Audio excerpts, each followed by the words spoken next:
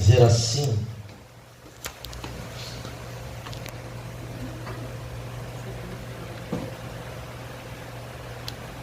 segundo Samuel, capítulo 23, versículo 11 e 12. E depois dele, Samar, filho de Agé, o Araíta, quando os filisteus ajuntaram numa multidão onde havia um pedaço de terra cheio de lentilha, e o povo fugira de diante dos filisteus. Este, pois, se pôs no meio daquele pedaço de terra e o defendeu, e feriu os filisteus, e o Senhor operou um grande livramento. Por sua face, vamos orar ao Senhor. Pai querido, eterno Deus, nós te louvamos, exaltamos e glorificamos o teu nome, pois tu és soberano e poderoso em tudo aquilo que fazes. Senhor, que nesta noite o Senhor venha sobre nós, o teu Espírito e a tua graça, fortalecendo, Senhor, o nosso homem interior, nosso homem espiritual, Pai, quebrando cadeias, tirando as dificuldades que tentam nos parar. Assim nós oramos nesta noite, te glorificamos e te exaltamos, o nome que é sobre todo nome, o nome poderoso de Jesus. Podem sentar, glorificando, exaltando o nome dele, porque ele é bom demais. Se é algo que eu tenho aprendido nesse propósito, meus irmãos, é não oferecer ao Senhor qualquer coisa, importando o dia, não importando quanto esteja meu estado físico, mental. Eu tenho que dar para o Senhor aquilo que é o melhor para mim, o melhor que eu acho que eu tenho que dar para Deus naquele dia. Então nós estamos falando aqui, o tema da mensagem é lutando pela nossa herança. Nós estamos ali no propósito de oração, homens e mulheres de joelhos, famílias de pé. Estamos orando pela vida espiritual, relacionamento, saúde e finanças. Tudo aquilo que tem realmente nos abalado, tudo aquilo que porventura quando vem contra nós, realmente abala a estrutura do nosso ser, da nossa vida. E às vezes o problema não é nem diretamente conosco, mas é alguém da família, é uma parentela, é mãe, e isso nos abala. Então nós vamos estar orando por essas questões. Mas antes de orar, vamos ver aquilo que Deus tem para nós quanto a isso. É bom termos uma palavra que venha nos direcionar, uma palavra que venha nos ajudar, nos incentivar a orar. 2 Samuel capítulo 23, a partir do versículo 8, vai falar dos 37 valentes de Davi. Irmãos, Davi ele tinha entre um exército notável 37 homens que eram diferenciados. Davi era bom quando o Espírito Santo, quando o Espírito de Deus vinha sobre Davi. Davi era um grande estrategista, irmãos, e ninguém podia, quando o Espírito do Senhor vinha sobre Davi. Davi vencia as guerras, vencia as lutas, vencia as batalhas. Mas não só Davi era alguém usado.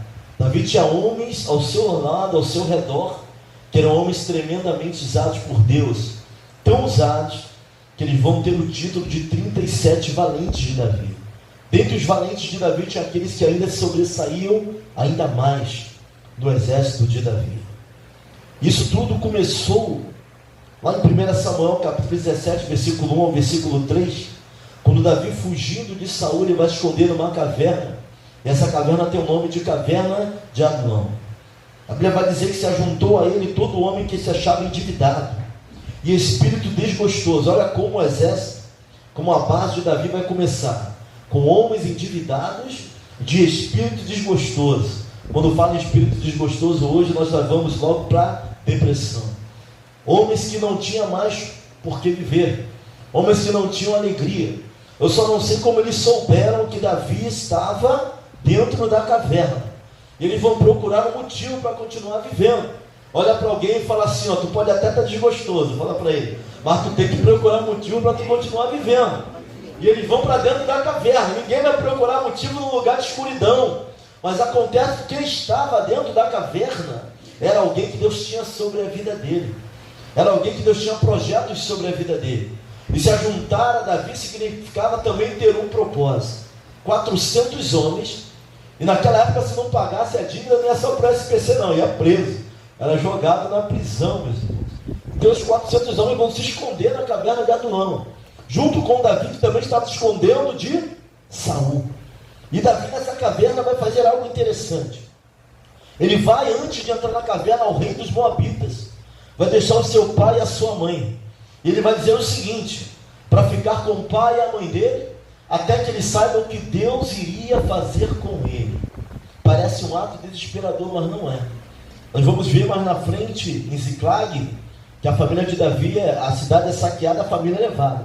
O pai e a mãe ele deixa com o rei dos Moabitas.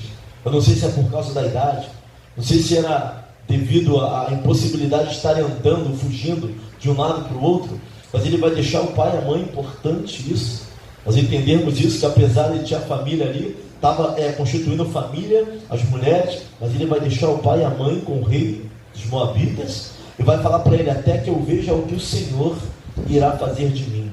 Não parece não, irmãos, mas eu vejo aqui uma total confiança em Deus. Olha o que ele vai dizer, vai deixar o pai e a mãe com o rei, até que saibam o que Deus há de fazer com ele. E aqui eu preciso ir lá aos Hebreus, carta aos Hebreus, capítulo 11, versículo 6, dependência, confiança. É impossível você chegar ao Senhor sem ter confiança nele, sem saber que ele é galardoador. Davi agora era fugitivo, o mesmo Davi que as mulheres cantavam. Saul matou os seus milhares, porém Davi seus 10 milhares. Agora era alguém fugitivo. Nós vamos ver que na nossa vida nós temos altos e baixos. Uma hora o povo está glorificando a Deus, uma hora o povo está exaltando Davi, mas agora Davi, dentro da caverna de Adulão, Davi está sendo perseguido. E é interessante que quando você se junta a um propósito espiritual, você ganha um propósito para a sua vida. 400 homens vão atrás de Davi na caverna de Adulão. Homens desgostosos, homens endividados, homens sem vontade. Quando fala desgostoso, sem motivo para a própria vida. Vão se juntar a Davi. E daí vai surgir agora o exército, a base do exército de Davi. E desse exército vão sair 37 homens, considerados homens fortes de Davi, ou os valentes de Davi. 1 Coríntios, capítulo 10, versículo 11, Paulo vai dizer assim, essas coisas aconteceram a eles como exemplo, e foram escritas como advertência para nós, sobre que tem chegado os fins do tempo. Então, apesar de ser Antigo Testamento, nós vamos ver os exemplos, e vão servir de exemplos para a nossa própria vida.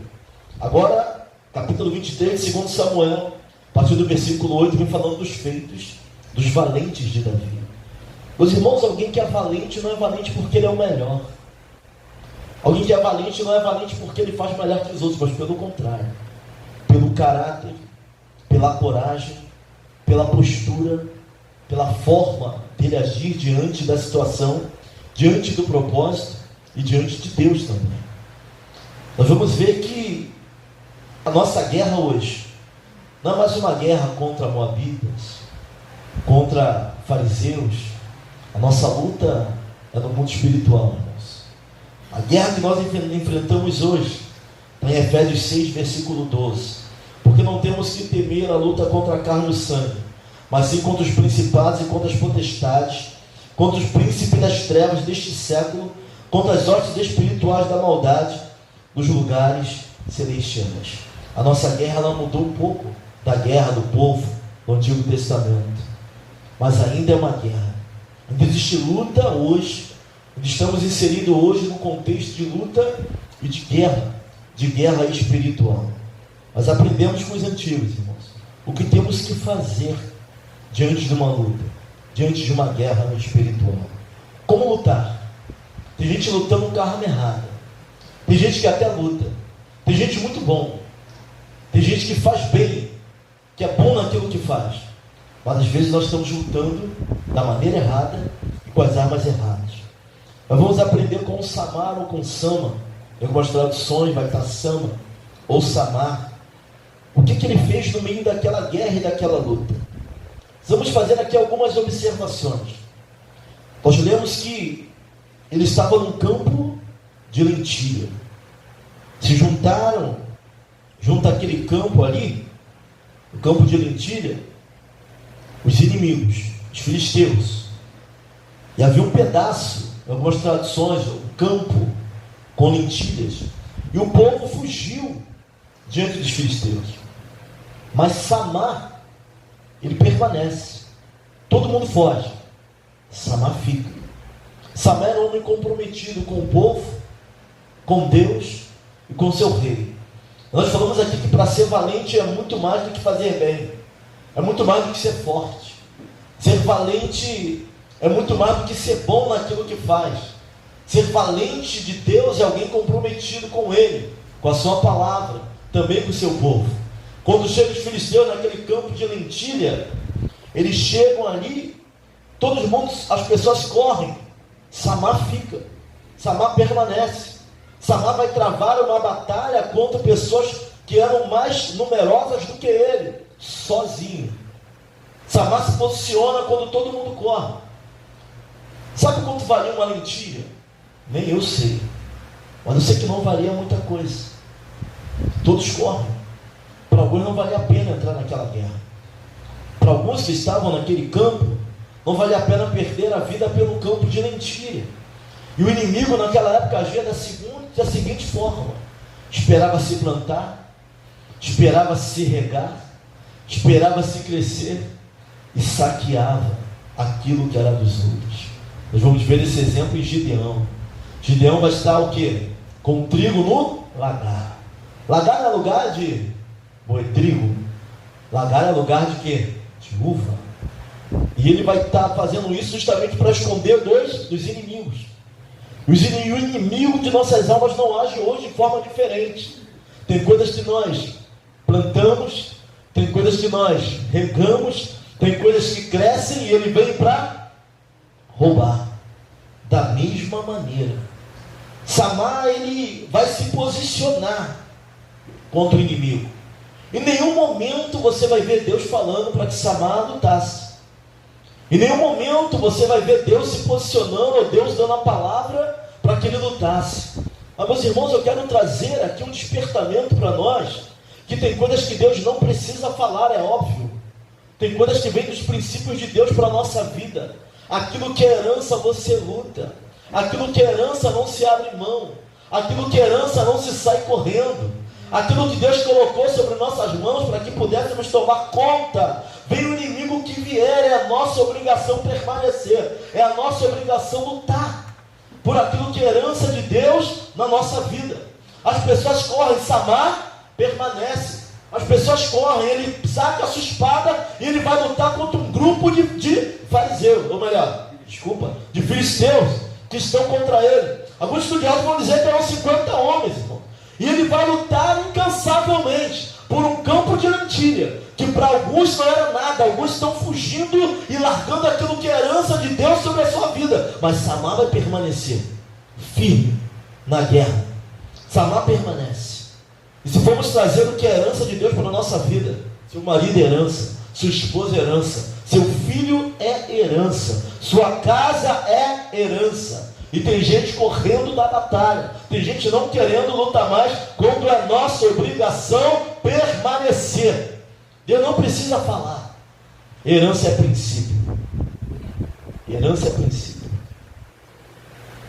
Quando Nabote morre, ele perde a vinha, morrendo, porque em Levítico está escrito que aquilo que é herança não poderia ser vendido. Ele morre na mão de Acabe, mas ele não vende a sua herança. Ele não vende aquilo que é dele por direito. Em nenhum momento ele vai falar para Samar: Samar, lute. Mas Samar não iria perder o campo de lentilha sem lutar. Samar não iria deixar fácil na mão do inimigo aquilo que eles plantaram, que era herança do seu povo, aquilo que era deles por direito, aquilo que Deus colocou para que eles tomassem conta. Samar, eu falei que para ser um valente de Deus, irmãos, é muito mais do que fazer bem, é muito mais do que ser bom naquilo que isso aí tem um monte de gente que é, mas é alguém comprometido. Os valentes de Davi estavam prontos a dar a sua vida para defender o povo, para defender o rei, para defender os propósitos de Deus, os princípios de Deus que estavam sempre sobre ele. Olha para alguém e fala assim: quer ser um valente? É muito mais do que fazer bem aquilo que tu sabe fazer. É muito mais do que isso. Samar estava pronto, até para morrer, se fosse o caso. Nenhum momento. Samar deixou bem claro que o inimigo não iria levar o seu campo de lentilha sem que ele lutasse. Isso é algo claro que vamos ter que deixar nessa noite, irmãos. Que o inimigo não vai tirar aquilo que é nosso por herança. Se tivermos a nos levantar para lutar, se tivermos a nos levantar para entrar na batalha, tem que entrar na batalha. Estamos no propósito. Propósito é para entrar na batalha. Propósito é guerra. Guerra está sobre o povo de Deus, já não é de hoje. Nós somos um povo que amamos a paz, mas nós somos de guerra. Você já parou para perceber? Nunca parou para ver isso não. Um povo que ama viver em paz, mas é um povo de guerra. O povo de Deus é um povo de peleja. Só que as nossas armas não são mais como antigamente.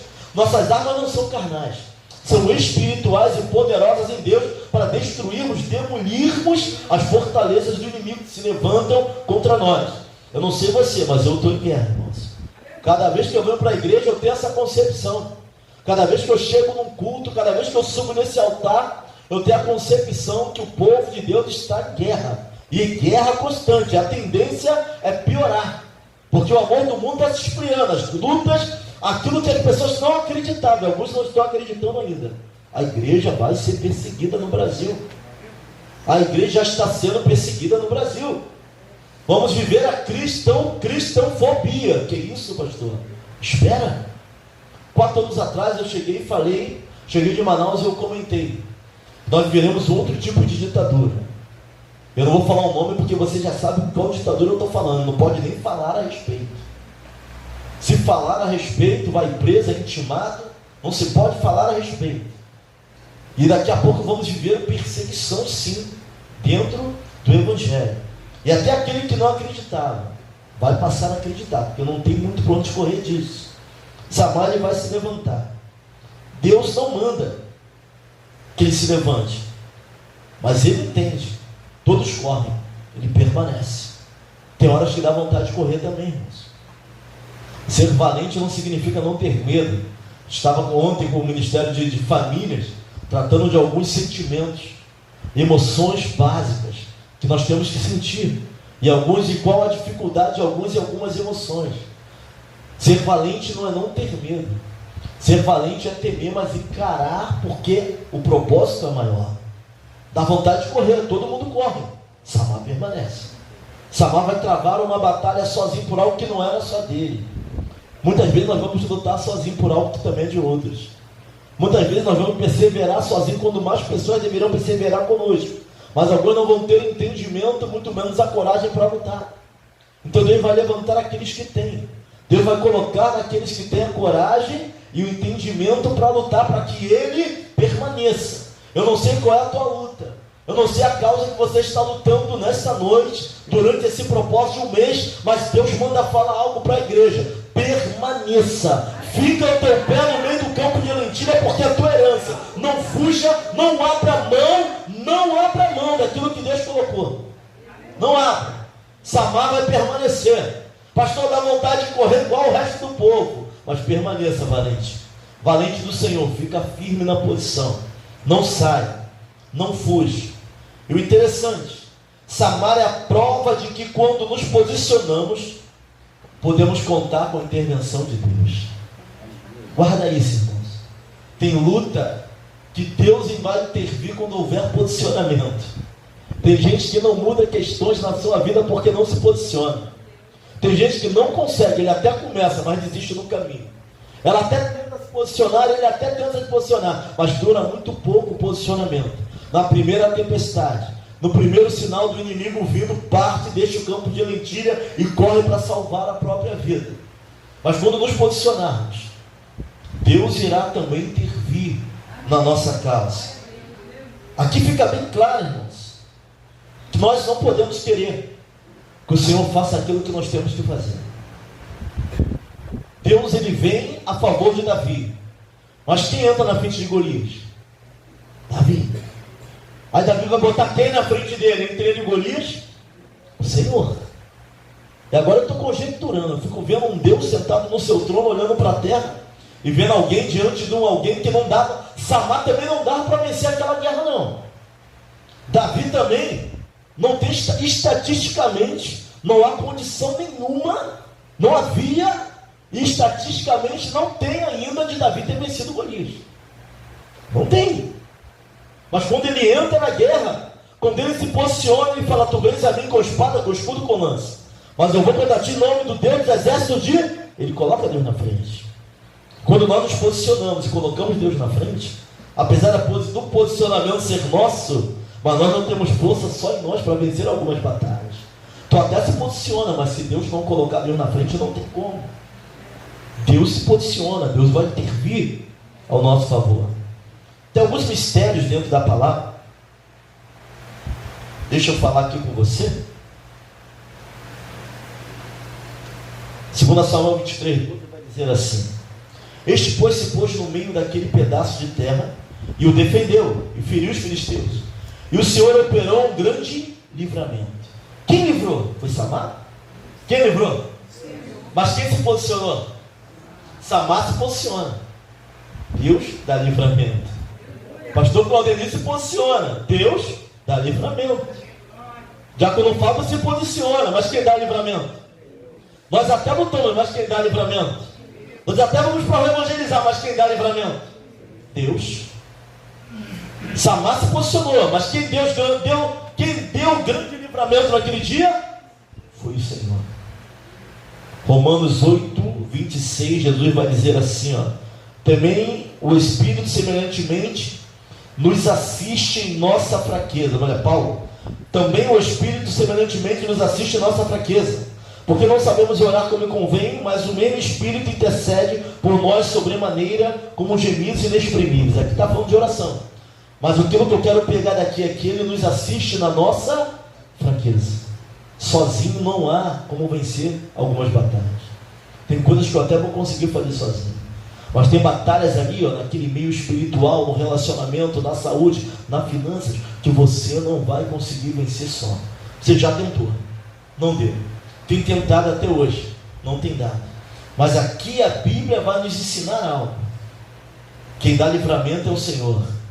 Quem cura é o Senhor. Quem mexe no relacionamento é o Senhor. Quem dá saúde é o Senhor.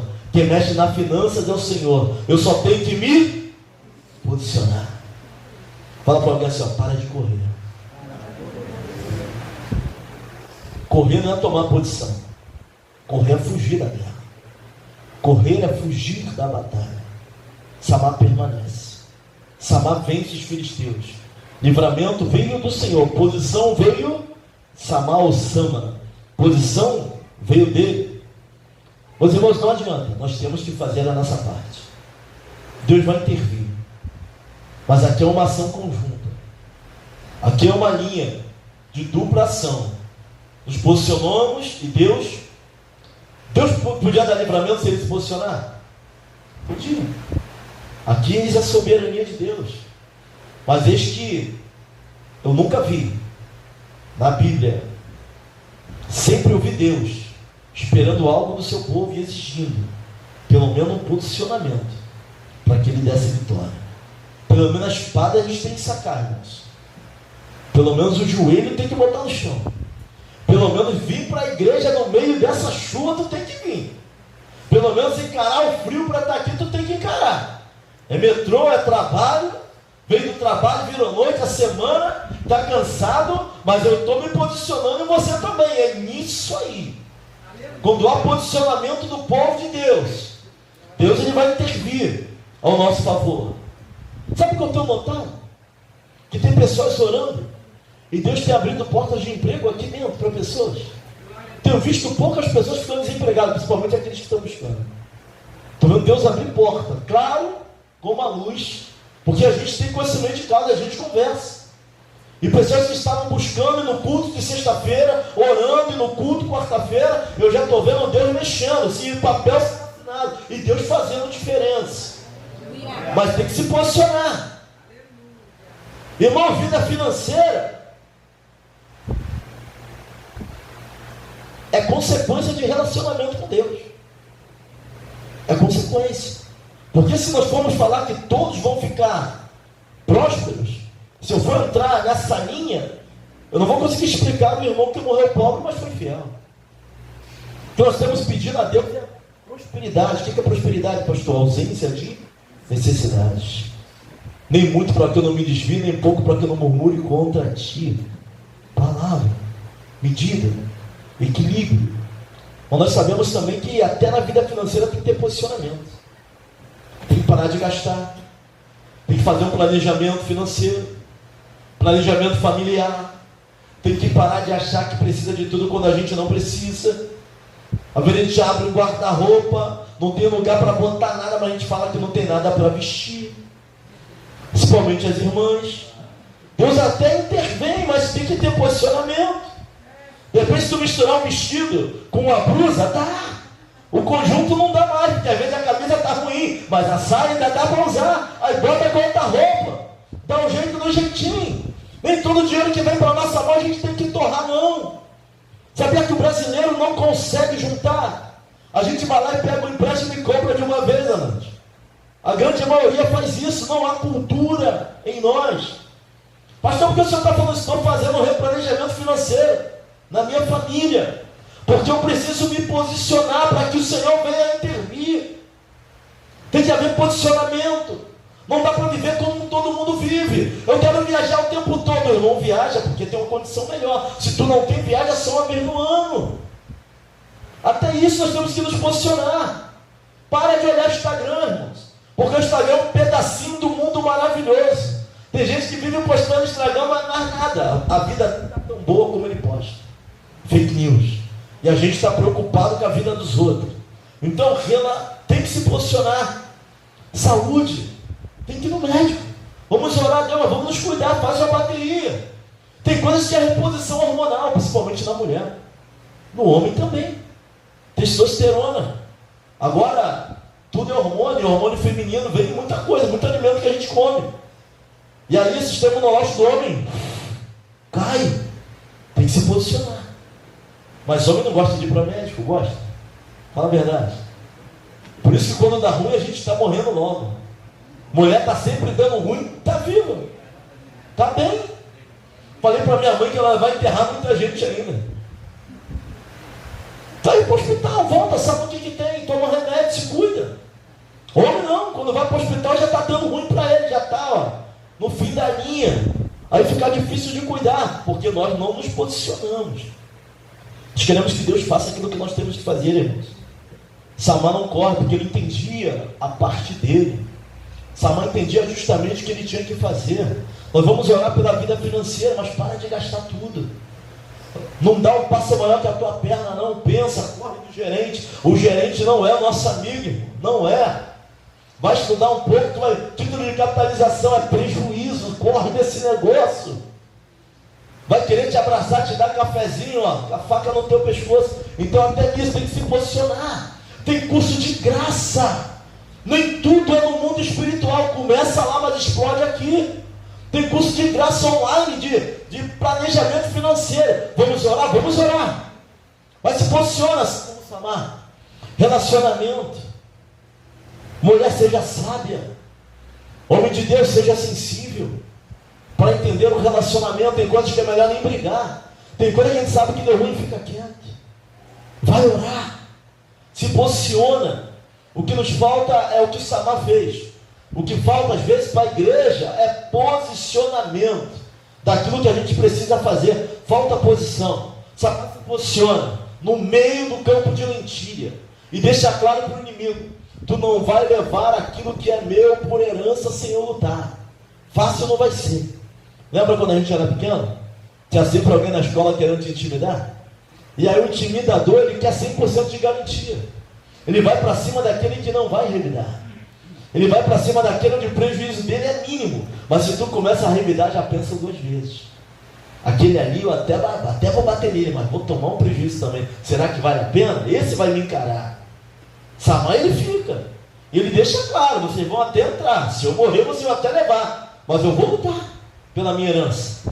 Vou lutar por aquilo que é meu. Jesus, João 15:5, Deus vai dizer assim: ó, eu sou a videira, vocês são os ramos. Se alguém permanecer em mim e eu nele, esse dará muito fruto, pois sem mim vocês não podem fazer coisa alguma. Clama por ele, porque sem ele nós não podemos fazer nada. Tem muita gente enrolada ali, irmãos. Esse último aqui, ó, vida financeira, há mais ou menos 20 20 anos atrás, vida financeira, entre os fatores de divórcio, acho que estava em terceiro lugar. Era incompatibilidade de gêneros, compatibilidade sexual, depois vem a vida financeira. Se for olhar hoje, vida financeira já foi para onde? Primeiro lugar. Tudo está muito bem, até faltar as coisas. Tudo está muito bem, até a conta nos engolir. Aí começa a briga no casal. A parte social vai embora, e aí começa a confusão. E não precisa ser casal de novo, não. Tem muito casal casado, antigo, já idoso, e o pau está quebrando também, por causa dessas questões. Então até nisso nós temos que vigiar. Deus, Ele vai agir ao nosso favor. Vamos estar orando por essas áreas daqui a pouco. Vamos dobrar nossos joelhos. Mas o que a palavra está nos ensinando nessa noite é que nós vamos precisar de um posicionamento. Aquilo que lhe couber, tem de paz com todo. Traga a paz para a sua casa. Romanos 12, versículo 16, se eu não me engano. Depois você dá uma olhada aí, eu acho que é isso mesmo. Aquilo que lhe couber, tem de paz com todos. Irmãos, isso é para a gente levar para dentro da nossa casa, para o nosso lar. E nisso, essas palavras ficam borbulhando na minha mente, Jacob. Eu vou trabalhar no metrô pensando nesse negócio.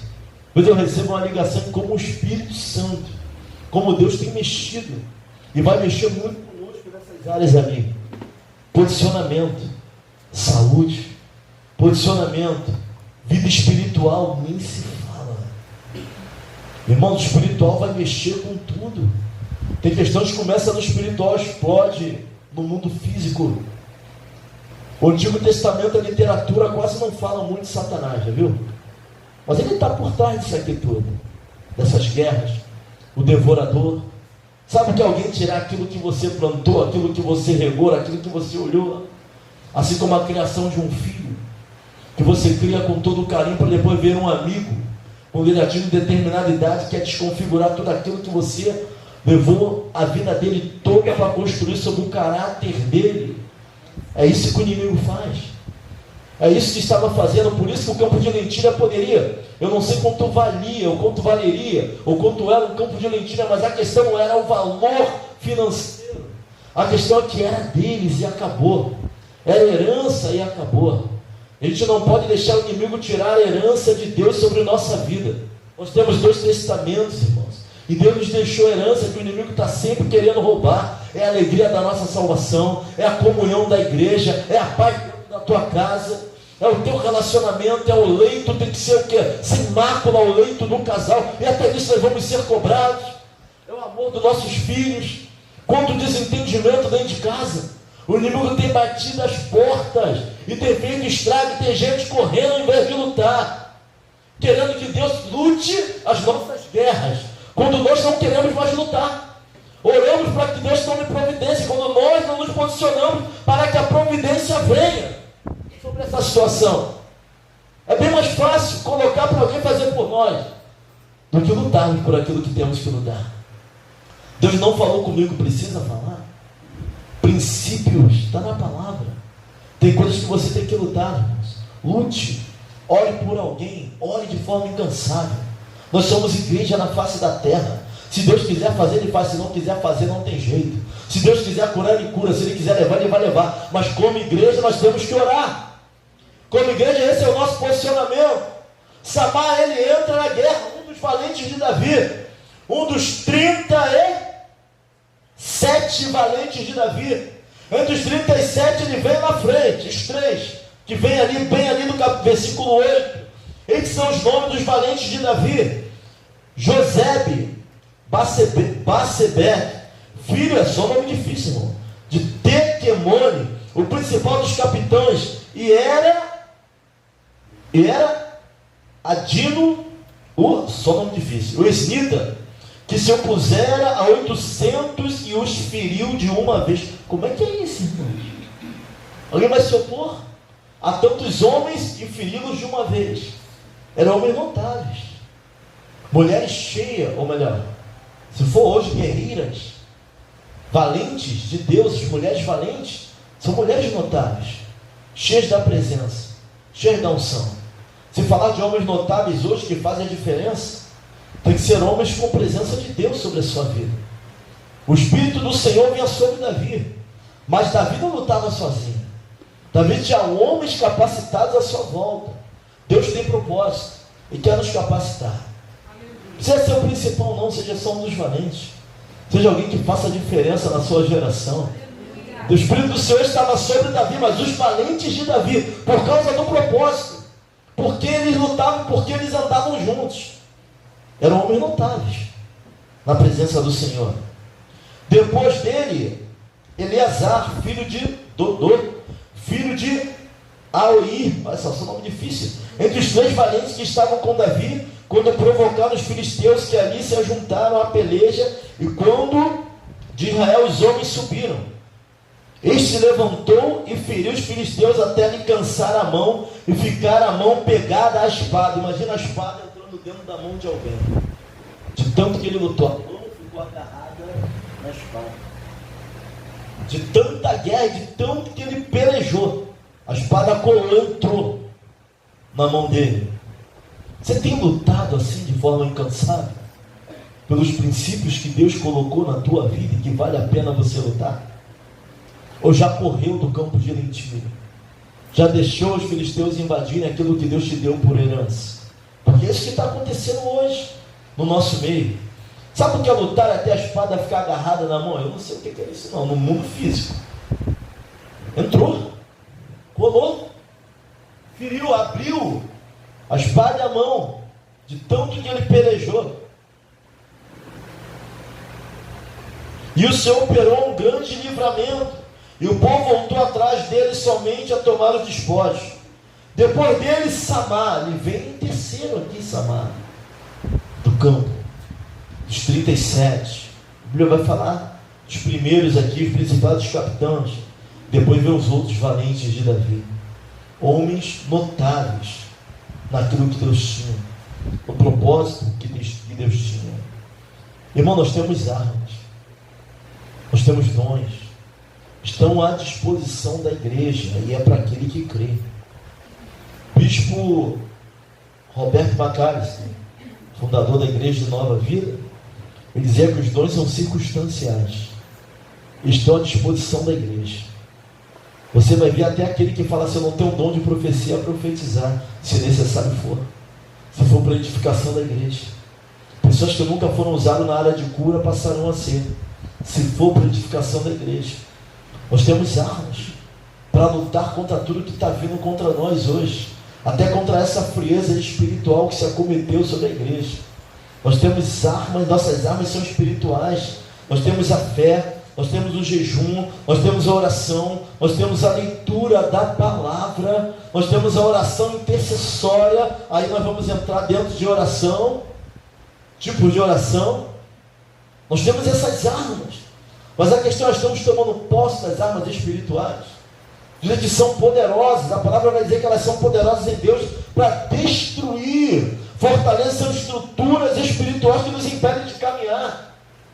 Tem muita gente amarrada, diaconisa, tem muita gente presa em cadeias que não tem grade, mas está presa e nem sabe que está, não consegue romper, não consegue trilhar, não consegue crescer espiritualmente, está travado, está preso.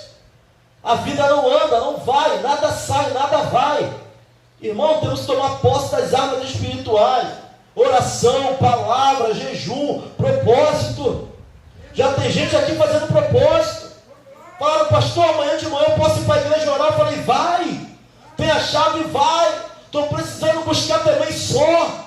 A guerra está terrível, Deus está requerendo de mim. Eu falei: é isso, propósito é para isso. Eu sinto a presença de Deus naquilo que eu estou falando aqui, irmão. Deus também está mexendo comigo, tirando meu sono. Vem um seminário de homens aí, santidade ao Senhor. Deus está falando: se separa. Separa a tua boca, separa os teus olhos, separa os teus pensamentos. Cuidado com aquilo que tu está falando. Cuidado com a maledicência.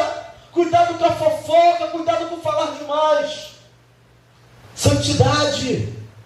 A gente acha que santidade é algo de cunho sexual só, mas não é. Até aquilo que eu posso fazer eu não faço. Eu peco. Não ajuda. No trabalho da igreja, no trabalho da sua geração. Tem trabalho de mulher, esteja, de jovem, vem. Não faça pouco caso, porque a obra é do Senhor. De homens esteja também.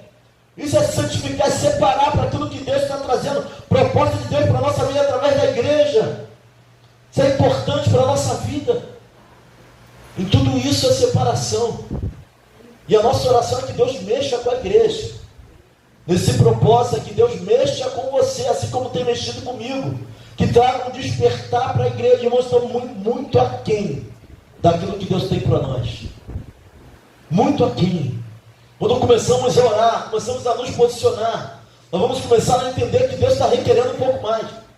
Olha para alguém e fala assim, ó, dá para você ir além. Fala para ele, dá para você ir além. Deus está requerendo um pouco mais na nossa geração. Um pouco mais de santidade, um pouco mais de compromisso, um pouco mais de presença, um pouco mais de espiritualidade. Dá para melhorar, mas tem que tomar posição. Deus pode agir nas 4 horas da nossa vida. Basta uma palavra, basta um toque, basta um mover. Ele é poderoso para fazer. Mas a questão é se Ele quiser ver em nós uma reação. Se Ele quiser ver o quanto isso para a gente é importante, para que Ele possa nos abençoar. Ele é tão soberano, irmãos, que Ele pode colocar meios para que venhamos ser abençoados por Ele. Ele pode querer ver isso em nós.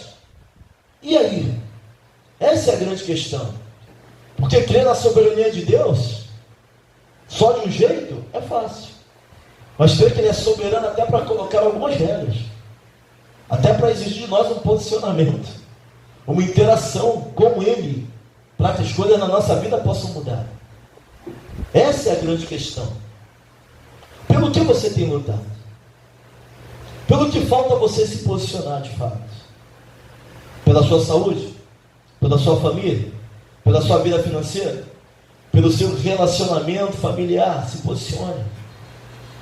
Vamos ter que nos posicionar. Qual a estratégia?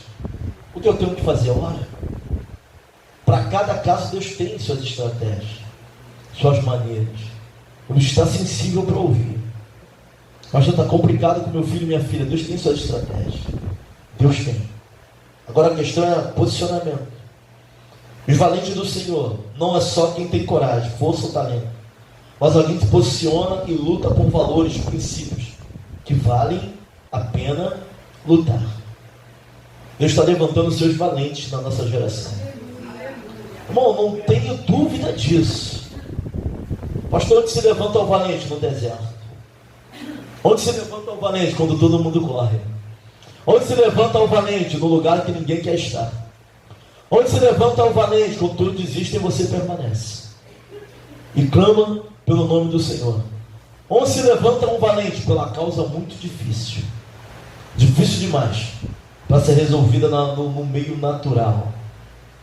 O valente se levanta. Seja valente na oração, na postura, na palavra. Valente do Senhor. Não falo de valentão. Valentão é quem bate mulher. Valentão é quem quer bater. Valente luta por um propósito. Valente não se posiciona sem propósito. Não tem propósito maior, irmão, do que a nossa salvação. Primeira coisa, nossa salvação. Segunda, vamos dizer que com saúde. Com saúde você vai guerrear e vai batalhar. E as outras coisas vêm. Espiritual, salvação, nossa saúde, nosso relacionamento, nossa casa, nossa família. Não desista, nem pare de crer que Deus é poderoso para fazer.